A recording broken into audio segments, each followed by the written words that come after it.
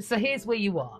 You've been dating potential instead of reality, investing in who they could become while suffering through who they are.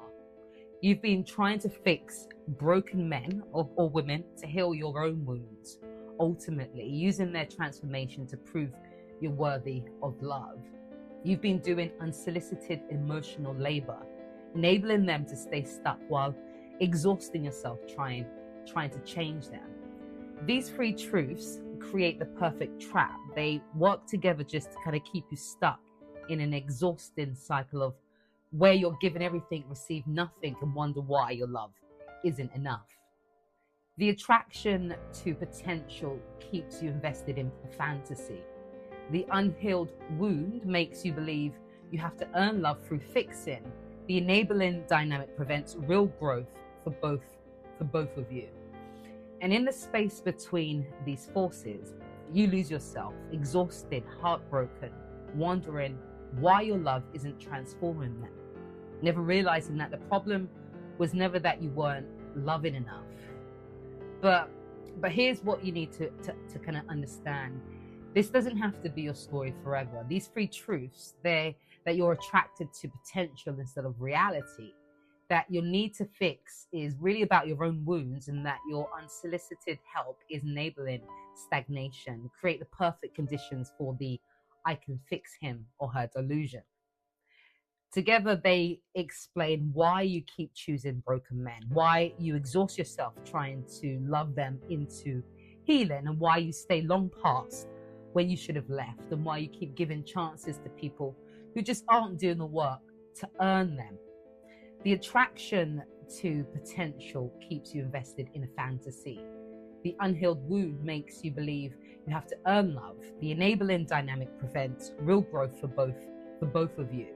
And in the space between these forces, you lose yourself, exhausted, heartbroken, wondering why your love isn't enough, never realizing that the problem was never that you weren't loving enough. The problem is that you're trying to fix someone who hasn't committed to fixing themselves. But there's another way, a path beyond the I can fix them, or him, or them, or her delusion and the exhaustion it creates. And this path begins with a painful but liberating truth. You cannot love someone into healing. That's first and foremost. And you can't fix someone who isn't doing the work to fix themselves. And your worth is not determined by your ability to transform a broken man or woman into a whole one.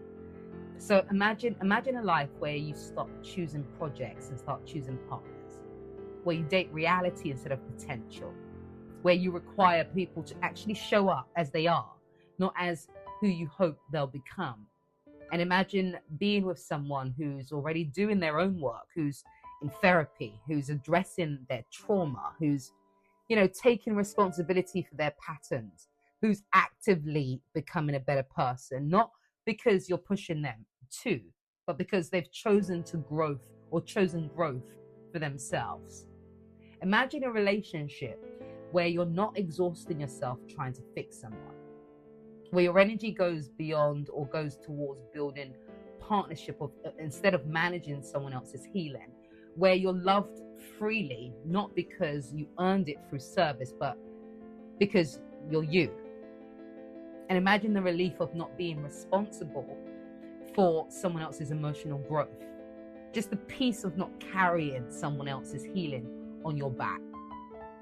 The freedom of being with someone who's ready for you, not someone you're trying to make ready. And this is what becomes possible when you break free from the I can fix him or her delusion. Not a life without compassion, but a life where your compassion has boundaries. Where you can see someone's potential and still walk away if they're not actively working towards it.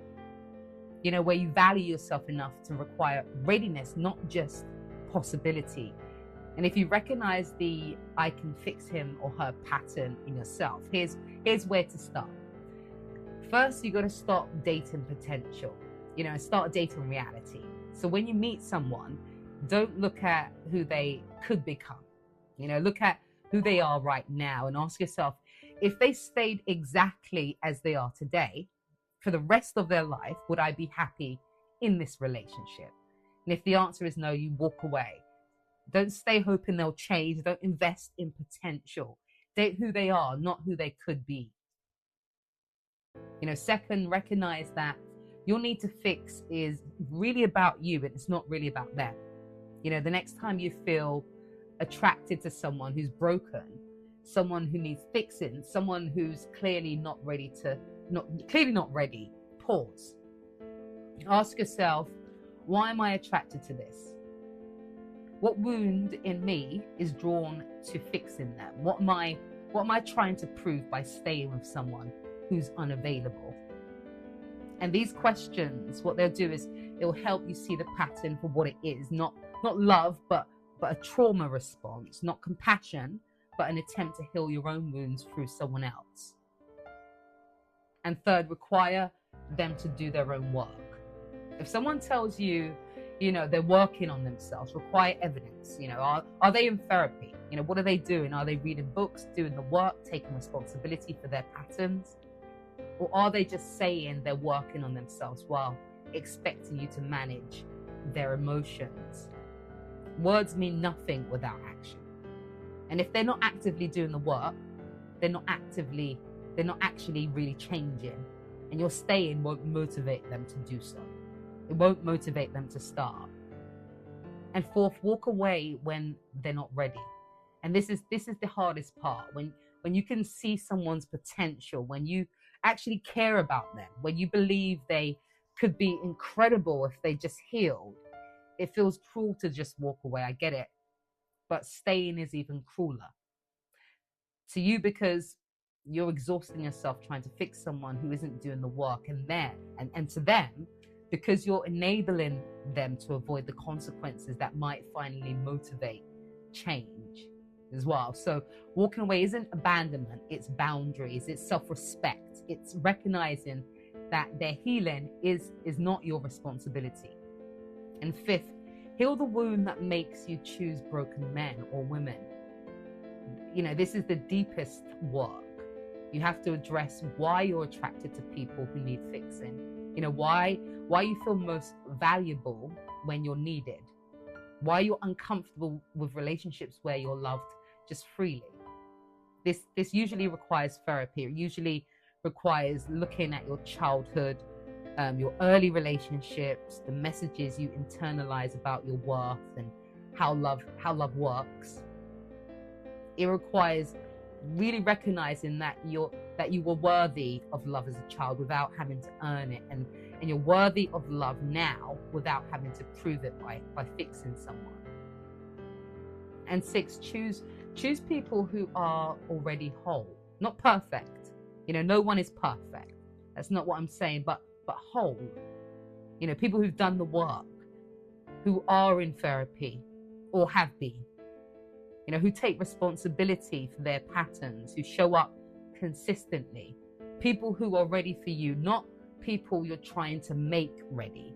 And this might feel, of course, uncomfortable at first, because if you're used to choosing broken men or women, being with someone who's actually available sometimes it might feel boring at first for you, too easy, like something's missing.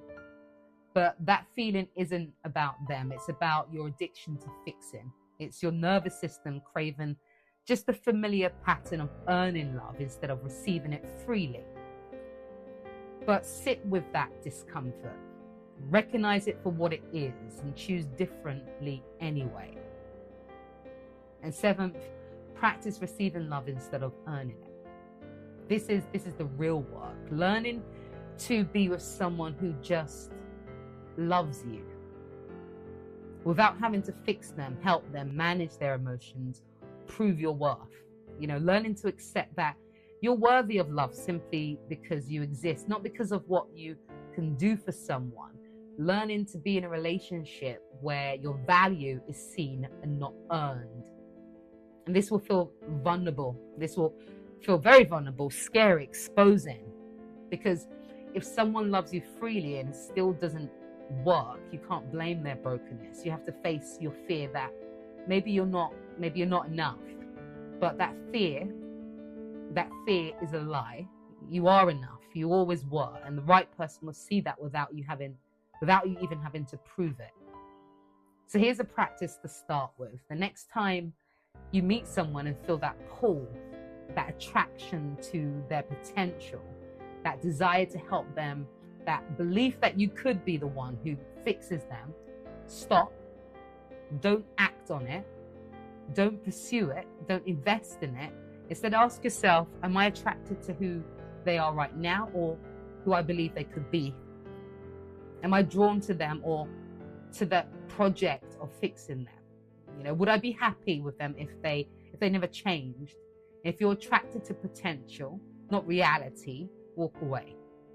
No matter how strong that pull is, no matter how much you believe you could help them, because that pull isn't love, it's your wound seeking healing through someone else, and you can't heal that wound by fixing them. Then practice this. When you're tempted to give unsolicited advice, to manage someone's emotions, to do their work for them, don't. Let them sit with their own discomfort. Let them figure out their own solutions. Let them experience the consequences of their choices. And this will feel uncomfortable. You'd want to jump in and help them. You'll feel like you're being cold or uncaring, but you're not. You're practicing what we would like to call them boundaries. You're allowing them to be responsible for their own growth. You're refusing to enable. And you're teaching yourself that your value doesn't come from what you can fix for someone else. And finally, practice this. Choose someone who's already doing their own work.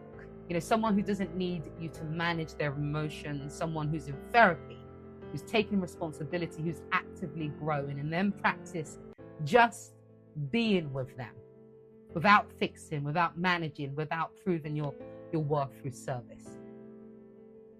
Practice receiving their love. Practice being valued for who you are, not what you can do. Just practice partnership instead of project management. And this will, of course, again, feel strange if you're used to earning love, especially, but it's where real connection lives. It's where you finally experience being loved freely. It's where you discover that you were always worthy. You just needed to stop choosing people who made you prove it. This isn't quick or easy. The I can fix him or her pattern it has deep roots in your early experiences, your understanding of love, your beliefs about your worth. Okay, but with each moment you choose reality over potential. With each time you walk away from someone who's not ready instead of trying to make them ready. With each step towards receiving love instead of earning it, you weaken the patterns hold on your life. You begin to discover what Summer Walker and all of us caught in this pattern need to discover, that your worth is not determined by your ability to fix broken men or women. That you deserve to be with someone who's already whole, that love, real love, doesn't require you to exhaust yourself, proving you're worthy of it.